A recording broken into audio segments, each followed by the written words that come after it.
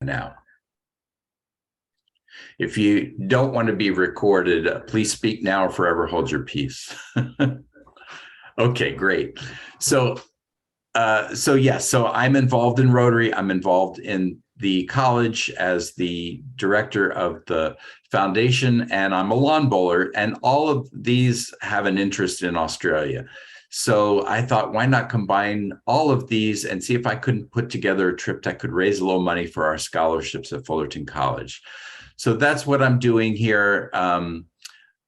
For those of you who don't know me that well, I used to be the CEO of the Muckenthaler Cultural Center in Fullerton, and we did cultural trips every year to Spain, Korea, Japan, Cuba, Vietnam, Sicily. We did a Pueblo tour of the Southwest and a Copper Canyon, Mexico tour. And John and Carrie were on most of my trips, so we're traveling companions, and we always have a good time. Carrie, do you want to say anything? No, I just encourage people, if you haven't been to Australia, the people are very similar in attitude to Californians, but Rick has done a great job in doing a very diverse trip where you will meet lots of Australians and see a lot of different aspects of Australia. Yes, I think it's a very good itinerary, and it will introduce you to not just the cities, but some of the outlying areas, which I think is so important for Americans. A lot of American trips go and only see the cities, and there's so much more to Australia. It's not a country of cities, it's a country of people and geography. And the one difference between Californians and Australians is people like Carrie can wrestle an alligator at any time. Other than that, we're very similar. But not win. I'm missing a foot. Yes, right. So the trip that were put together here was based on Carrie's suggestions, working with Rick, who is our travel agent. I'm going to introduce Rick now. Rick is a professional travel advisor with over 30 years travel industry experience, specializing in South Pacific tours, including and especially Australia. Our trip is produced by his company. A percentage usually spent on marketing will go to our scholarships. I want to make this clear. This is not a North Orange County College District event. It's not a Fullerton College event. It's put on by the travel company that Rick runs, with a percentage going back to us for helping gather the people. So it's just a way of him being able to take what would be normally a marketing budget to find people and give that back to us because we're finding the people for him. That's the idea behind it. So without further ado, I'll turn it over to Rick. Hey, everybody. My name is Rick Garrett. I'm going to share my screen with you, which is just a Google map. So let's see, share. And from here, I'll be able to pop open windows, and I encourage everyone to ask questions. And so that you're not just looking at a map with no other points of reference. Zoot sent in the chat box. I just sent it again just now so everybody can have it. So just if you click on that PDF, it's a day-to-day detailed itinerary that Carrie and I worked on for a while, to sort of like take into consideration the specific needs of the group and interest of many of the members. So what I want to do is just kind of do a quick walkthrough of the tour. And if anybody has any questions at any time, please just butt right in, because I prefer to answer it than to come back later. Has everybody had a chance to open up the PDF just so they can kind of follow along? Yeah. Okay, cool. All right, so because your conference is in Melbourne, we're starting there. And there's nothing scheduled for the 5 days that you're in Melbourne, because I know that some people will be attending the conference all the time, but the expectation is that perhaps not everyone will do the conference every day, and people are bringing traveling companions who might not be doing any of the Rotary functions, in which case they may be looking to complete this and do all kinds of things. So there's a lot of things you can do in Melbourne. Melbourne is And my apologies to Carrie because she's from Sydney, but I think Melbourne's the most interesting city in Australia. It reminds me of San Francisco, except without the homeless people and the trash and all that. In other words, it's a perfectly, if you look at San Francisco when it was at its absolute best, Melbourne is still better. So I just think it's a very interesting city, and you could spend a week here and just be busy all the time and still feel like you only scratched the surface. Here's the city, kind of drilling down. This was not even a city 100 years ago. Well, maybe not. That's not really right. About 150 years ago, they discovered gold in a place over here called Ballarat. And once that happened, the rush was on, and thousands of fortune seekers from around the world set sail from Melbourne and then struck out for the gold fields. In 10 years, Melbourne became the richest city on earth in 10 years. Wow. And what's very cool about it still today is that they had the foresight to not tear down all those cool, because mind you, this city was being built when it was rich. So everything was top of the line. And, you know, here we are 150 years later, and a lot of those buildings are still standing. So you've got a lot of really interesting architecture in Melbourne. And Melbourne is a town that people live in, and it's a town that people come into on nights and weekends for entertainment purposes.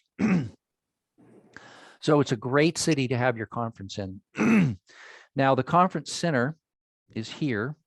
I've picked a hotel for you that is here, which is an easy walk. You walk right across that bridge or that bridge. It's probably 15 minutes. The last time I went to a conference in Melbourne, this is where I stayed actually. But it's also a good location for the rest of what you might do in Melbourne, which is, you know, hang around, see, there's in 1 square mile, there are more than 1,000 restaurants. Melbourne is the foodie capital of, again, the people in Sydney will not agree with me, but it is the foodie capital of Australia, in my opinion. Can I interrupt real quick? Yeah. So those of you who've been on the muck tours that I did when I ran the Muckenthaler know that I always spend one day doing a food tour. So you can bet that there'll be a food tour of Melbourne on one of those days, right, Carrie? Yes, Melbourne. Get it right. Melbourne, thank you. And also, one other thing I want to say, Rick, is there's a lot of day trips that can be added to your tour. And Carrie and I went over some of them. They sound fantastic. I'm gonna play hooky a couple of days from the conference just to see some of those things. But there's like the Puffin Billy Railroad, which I'm interested in seeing. There's the Coast Highway, which is kind of like the Pacific Coast Highway, similar, that you can go on a day trip on. There's wine tours, all kinds of things, right? Yeah, Right. that's true. There's one of Australia's principal wine regions is about 90 minutes from Melbourne. Phillip Island, where the Blue Penguin colony is, which is very famous, is about 90 minutes away. The Great Ocean Road starts about 90 minutes away, but it's a long day when you do the Great Ocean Road as a day trip. But it's a very beautiful drive. But yes, you're right. It's just like Highway 1 here. The Pacific Coast Highway reminds me a lot of Big Sur area, actually. Yeah. There's like you said, there's the Puffing Billy train, but a lot of time is just spent in Melbourne itself, just because it's such an interesting city. The lanes and arcades area, all the restaurants, lots of sporting events. One of which is Carrie's namesake, right here, Rod Laver Arena, where they hold the Aussie Open every year. So you could fill 5 days with things in and around Melbourne very easily. And yeah, so we will be talking when anybody comes to book with me, we'll talk about, you know, what their free time is and whether they want to leave it free or whether they want to have things to do. So when Melbourne's over or done, then you would fly to, let me just make sure I'm looking at this correctly. You're going to fly to Kangaroo Island. And Kangaroo Island is to the west. It's just pretty close to Adelaide, which is another one of the Australia's capital cities. And they have short little flights you can pop on to get from Adelaide to KI. they call it KI in Australia. They don't call it Kangaroo Island mostly. And Kangaroo Island is an island that is about roughly half of it is farms and the other half is national parks. And it's an outstanding destination from a wildlife perspective. And also there's some really, really interesting like rock formations and things like that. Like there'd be a tour that everyone would be on. They would come down to Remarkable Rocks, and these aren't little rocks. These are way taller than you are. That gives you an idea of what I mean. How did they get in this shape, and that's beyond me, but it's very cool. Oh, And the tour would take you all around Kangaroo Island, and as well as, and is there two of them in here? Just one, just the one. And it's called Flinders Chase National Park. And there's so you see wildlife on a tour like this. Typically, they'll go looking for koalas, which are not easy to find, but they are in Kangaroo Island, and the guides are pretty good with natural stuff, and they know where to look. Let me put it that way. They don't know where that koala is going to be, but they know what kind of trees they live in and where they're often seen. Actually, Rick, they're very concentrated in one particular area. There's these gum trees or eucalyptus as we know them, lined on both sides of the road, and they're in there. It has the largest koala population in the whole of Australia. It sure did. I think, I'm not sure if it does after the fires. Yeah, that's true. And yeah, there used to be a place right here. Well, that place isn't even here anymore. Google Maps hasn't even managed to update this. This has been burned down for 3 years. Oh. But there was a koala sanctuary about right here where I'm pointing, and they would do tours every night, and you would see routinely 20 koalas in the wild there. And then they'd stay into the nighttime, and there'd be roos and wallabies everywhere. And there still are. I mean, a lot of animals died. It was horrible, but I mean, the Australian bush is designed by nature to burn, and it does. And then after a few years, it just regenerates. It's an amazing thing with a gum tree. And I've been in areas where they were burned to the ground a few years before, and you go back and that tree has regenerated and it's green and lush and growing again. And you think normally if a tree gets burned, it's dead. But eucalyptus trees, some of them anyway, are able to survive even after they've been burned to the ground. And the animals make a comeback. It takes a while, but there's still a lot of wildlife on Kangaroo Island, and it's still really beautiful. After KI, you will fly back to Adelaide. And oops, here's Adelaide. And Adelaide is really more of a gateway city than anything else. It's a gateway to Kangaroo Island. It's a gateway to the Flinders Range, which is a mountain range to the, I guess it would be to the east. And also the best wine regions in Australia are adjacent to Adelaide. And the main one being this area right here, which is called the Barossa Valley. And this is an area that is especially known for high-end Shiraz. The absolute #1 Shiraz maker in Australia is located here, Penfolds.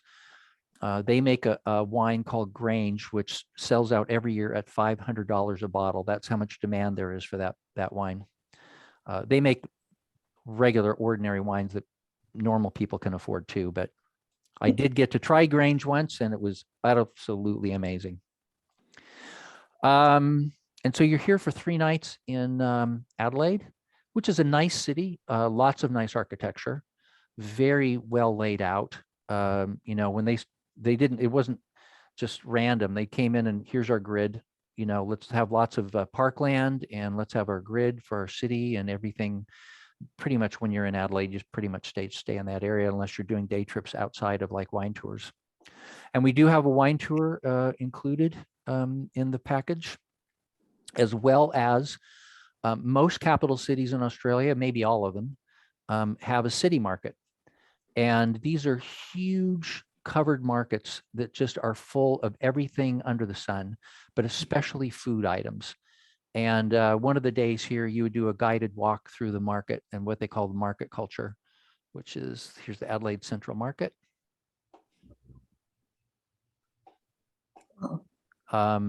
This goes on for acres and acres of space. So I've been to the one here. Are I've there been to food stalls in the market too, like street Yes. food? Yeah, and exactly. There are little restaurants inside. In fact, that tour sits you down for lunch inside of it. So part of the 4 hours is spent at lunch and nibbling other things as you go. So it's not just a walk around and see, greengrocers. It's pretty fascinating. I didn't expect to like it personally. When I did it years ago, it was like, this sounds kind of like a waste of time, frankly, but I thought it was pretty interesting. And then the other day would be the wine day. Rick, Other I have a people, yeah, go question. ahead. Okay. I noticed that you have a free day in Adelaide, right? Would it be possible for people interested to fly to Coober Pedy? I'm gonna say yes, that you can fly to Coober and back in a day, but And I'd have to look up the flight times because it's very irregular. The airline that flies there, Rex, has certainly had its problems, especially since COVID. And I don't know what their current schedule looks like, but I could look that up. okay, just for those people that are interested, it's an underground town. It's not a city, it's a town. It's the capital of the opal mines, and the degrees, it gets to 120 degrees. So the whole town, not the whole town, but most of the town is underground, and it is a fascinating place to visit. And it's within a flight of Adelaide, and I think it would be a really interesting place for people to visit because not many Americans have ever heard or definitely not seen it. And if you're interested in opals, that's the place to go. And I haven't been there either, Carrie, but It's I've had a few clients go there over the years. It's not easy to get to, as you know. no, And there's probably 6 months of the year that you wouldn't dare go there because you would just melt. but we're going in June, which You'd be is fine. winter. Yeah, You'd be fine. yeah. And yeah, you're right. I mean, it's this itty bitty town, and the one hotel in town is actually underground. The churches that are underground. It's just a fascinating. They do a tour of people's homes underground, and the whole story is just amazing. And the other thing is, those people who are serious wine lovers may want to do a second wine tour, because the Barossa is the famous one. But what's really coming up on its heels pretty quickly is the McLaren Vale. McLaren Vale is just to the south of that. It's actually right in here. And the most interesting wine tasting experience I've ever had in my life is in a winery in McLaren Vale. Let me think. It's called the Cube. Let me just do this. This guy who, Darrenberg is the winery. The current owner, it's a multi-generations have owned this winery. And the current guy is probably a little loony, but incredibly creative. And this was his idea of a place to go wine tasting. This is all glass. It looks like a Rubik's Cube, as you can see. And inside of it, it's loaded with art. Inside and outside is loaded with art.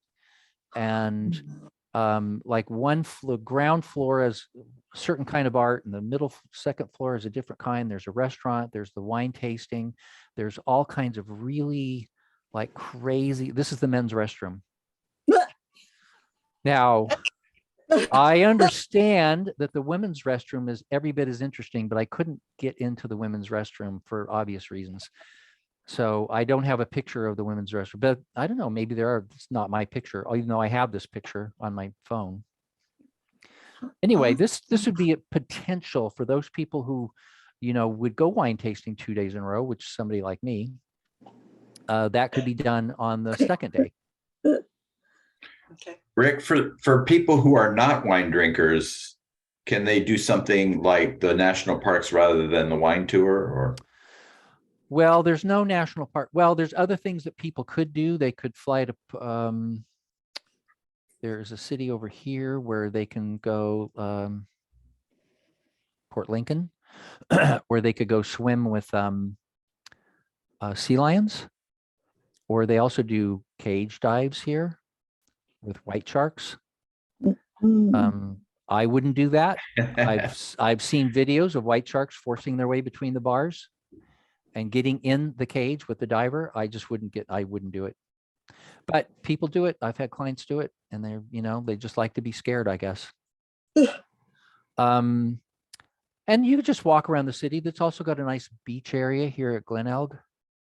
So people can take a tram or a bus over to Glen Elg and spend the day on the beach. And there's like little resorts and things like that. So there's other things that they could do if they didn't want to go wine tasting, or they didn't want to go to Cooper Pedy, and they didn't want to just walk around town anymore. But this is another great foodie city, by the way, which you would expect considering that it's surrounded by great wine regions. Great. And let's see, then after that, Port Douglas, which is way up here. And it is a small community just north of Cairns. Cairns is the airport. Not my favorite town, but it's a little backpackerish. So I have my clients go up to Port Douglas, which is charming, about an hour away. And this is on the Barrier Reef, correct? It's close to, right? So here's the Great Barrier Reef, which goes for thousands of miles. But this is where most people, when they're going to visit the reef, this is the jumping off point for it, either Cairns or Port Douglas, because it's closer here. This is far, right? So the Great Barrier Reef is anywhere from 10 to 40 miles off the shore, which takes time in a boat. But from here, you can get to the outer reef in about 90 minutes in a boat, which is about as close as it gets anywhere. And plus, the other thing is that Port Douglas is right adjacent to the Daintree rainforest, which is the world's oldest rainforest. It dates back to the dinosaurs. And when you go for a walk in the Daintree rainforest, it looks like you're walking in the set of Jurassic Park. Yep. The plants that you see in there don't exist anywhere else in the world, and haven't existed for millions and millions of years anywhere else. There aren't any dinosaurs, unfortunately. You kind of wish that one would just pop its head around the corner as you walk around, but except that there are crocodiles, ginormous crocodiles, which you also see when you're here. And I guess in a way that they're like dinosaurs, aren't they? Because they're kind of survivors from that era, and shoot, the salties they have up here get up to 20 feet long. How long are we in Port Douglas? 4 nighs. 4. Well. And so though plenty of time to explore the rainforest and the Great Barrier Reef. Yeah, and I have both things in the package. So one day would be a snorkel boat on the reef, and if there's any scuba divers, I could switch them to a scuba boat. Got it. One day in the Daintree proper. And the other thing about this area is most people have an interest in Aboriginal tourism, and there's a lot of Aboriginal tourism in Australia, as you might imagine, but it's not all cut from the same cloth. Some are far better than others, and the best one I know of is here in Port Douglas, and that is also in the trip. The trip with wait a second, don't I have it in? Oh, I thought I had it in, but I don't. Well, I could add it to anybody who wants to. What I do have, and this is another Aboriginal experience, but it's a dinner instead, is they run this thing called Flames in the Forest, which is a dinner in a tent. Like a luau kind of a thing? It's an open tent, right? And it's in the rainforest. And it's very elegant.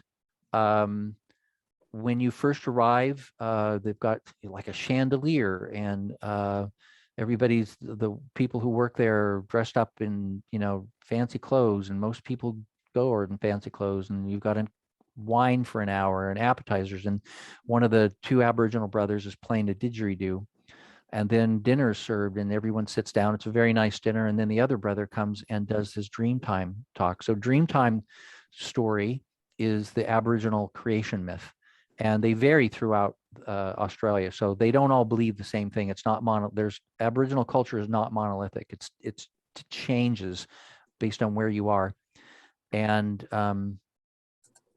it's fascinating. So I always try to get my clients to do at least one Aboriginal experience when they're in Australia. And you say that dinner is included right now? It's included. It's a very elegant night. So yeah, so what do we have here? We've got the reef. We've got the Aboriginal dinner, which means that day, the Thursday, the 8th, is basically a free day. So other things could be added in here. And then the next day is a normal Daintree Cape Trib tour where they just take you up to into the Daintree rainforest proper. And you do a cruise on a river, and the river is loaded with crocodiles.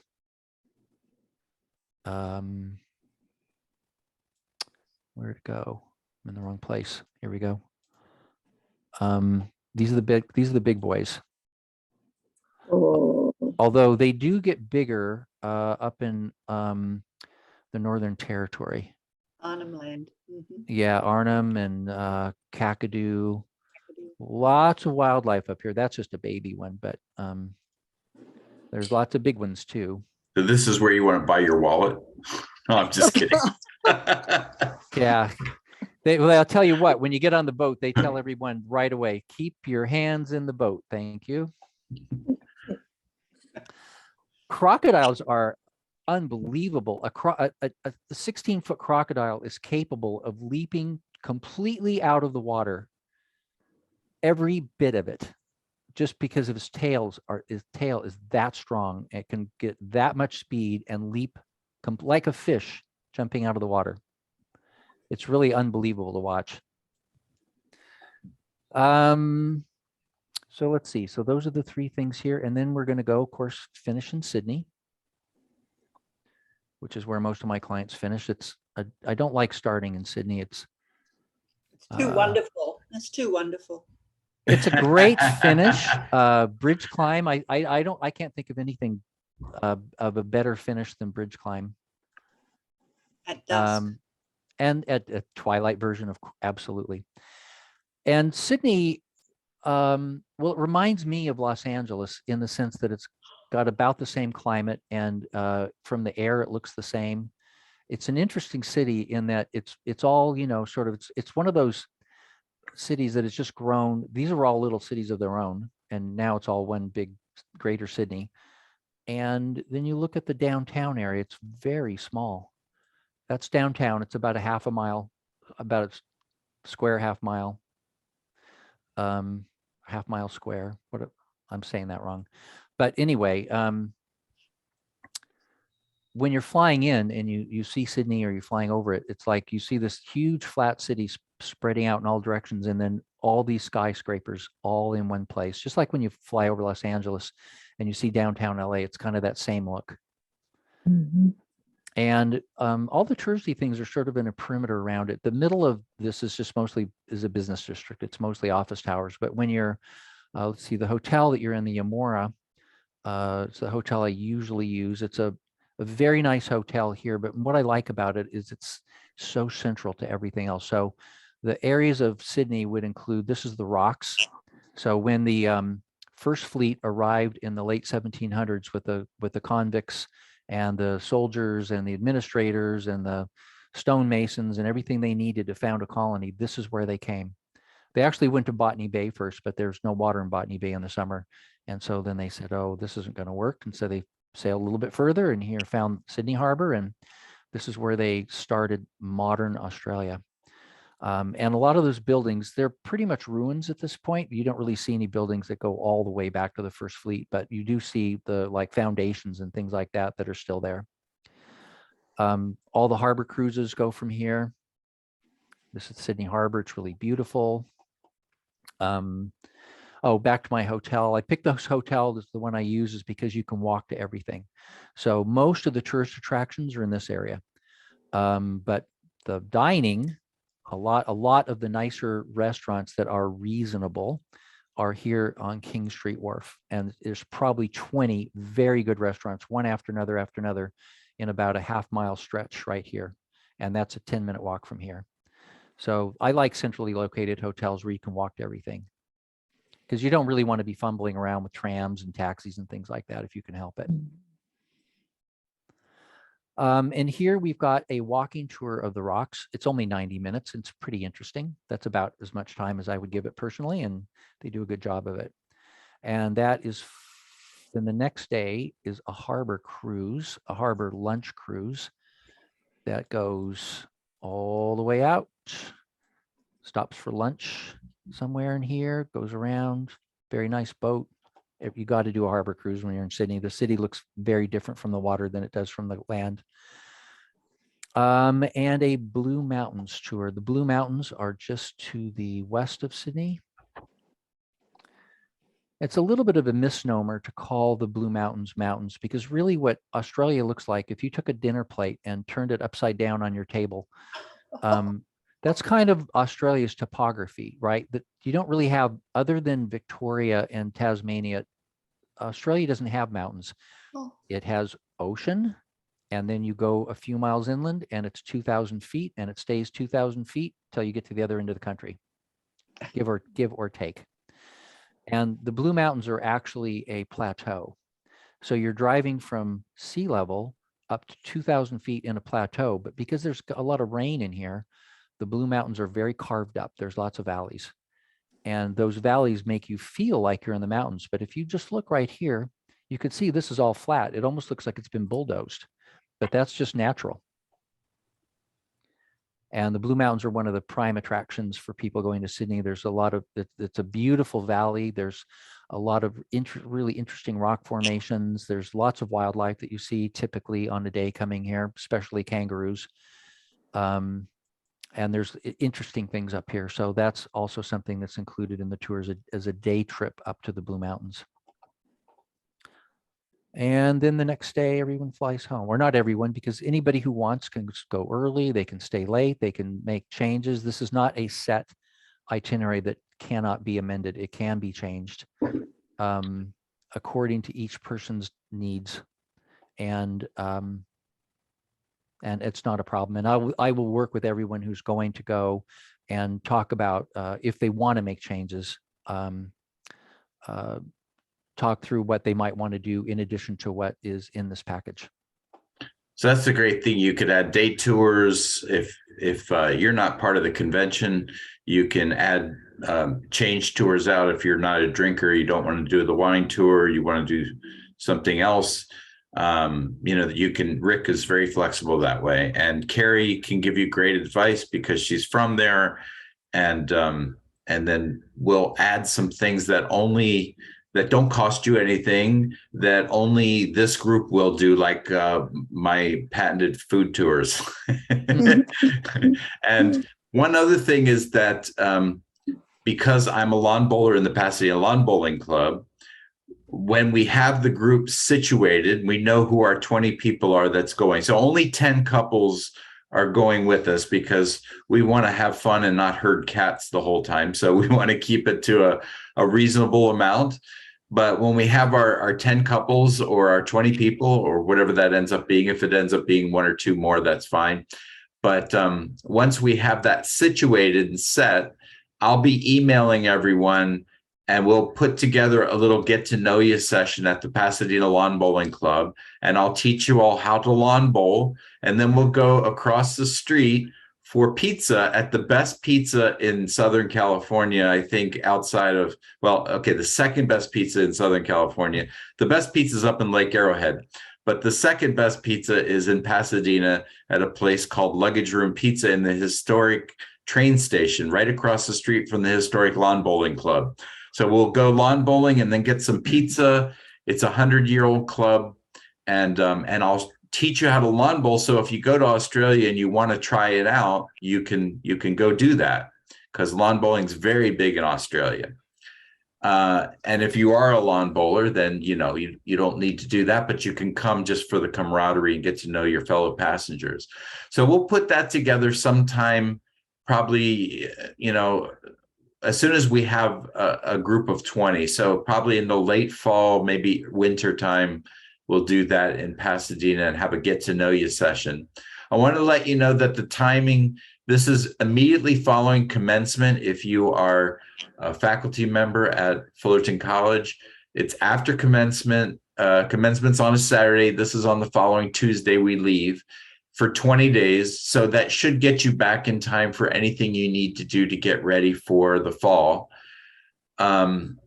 it corresponds with the RI convention in Melbourne. And then we have the Australia Gold Coast Open Bowls competition for the lawn bowlers is June 10th through 24th. So you can make arrangements with Rick if you want to change things up so that you can be there for the lawn bowling tournament that is happening on the Gold Coast from June 10th to 24th.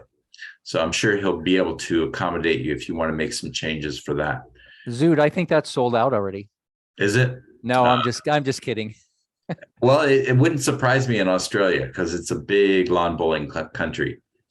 So yeah, 20 days, only 20 passengers. And Rick has been amazing because he's been able to get this under 6,000 and still have $500 per person will go to our scholarship fund. And if for any reason the college doesn't want to, they're still in the process of approving this trip for us to make this a fundraiser. If for any reason it doesn't meet their standards for approvals, then the money will go to the Rotary Club of Fullerton for all of our local nonprofits. So one way or another, we're raising money for local Fullerton nonprofits and hopefully for my scholarships. And this price is really amazing for Australia. Yeah, it includes airfare. It is. I couldn't believe it when I saw the price, Rick. Really good job done. Yeah. Yeah, and you guys just keep in mind that the airfare is not locked in. It is constantly changing. The airfare. This includes airfare based on what the airfare is today. Right. So this is an estimate, but it could change slightly depending on when you book, right? Correct. Yeah. I mean, look, it could go down too, but it's more likely to go up. Yeah. So there's an advantage to booking early because you'll lock in your airfare, right? Yeah, that's the main thing is because I'm not so worried about hotel rooms. This is low season through most of Australia. But air is a different story, and airlines raise prices whenever they can. And when they do it is when they see that a flight is starting to get decent numbers on it. Then they say, oh, this is an opportunity to raise the price. Mm. And Rick, what if, because Qantas is traditionally more expensive than American and United, if people have miles on those airlines? Not a problem. I can strip the air out and only do the domestic flights if that's what they need. Okay, so that's a good thing too. They're absolutely not required to go on the air that I have in here. Right. Now, on a domestic basis, there really is no alternative to Qantas. Right. But yeah, there's lots of carriers who fly to, and if somebody wanted to go business class and didn't want to spend $15,000 on a ticket, then you could fly Fiji Air for probably half that. Okay. Rick, I'm going to